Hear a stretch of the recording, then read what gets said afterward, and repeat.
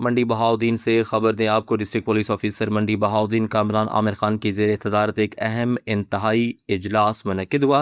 ये इजलास ज़िली अमन कमेटी का था, जिसमें मुख्तलिफ मकातब फ़िक्र के जय्यद उलमा कराम, ताजर बिरादरी के नुमाइंदगान, अमन कमेटी के अरकान और ज़िले इंतज़ामिया के आला अफसरान ने भरपूर शिरकत की। इजलास का मरकज़ी नुक्ता मुहर्रम उल हराम के दौरान अमन व अमान का क़याम, मजालिस और जुलूसों के लिए सिक्योरिटी का फुल प्रूफ इंतज़ाम और सबसे बढ़कर बैनुल मसालिक हमाहंगी और बाहमी एहतराम का फ़िज़ा को फ़रोग़ देना था।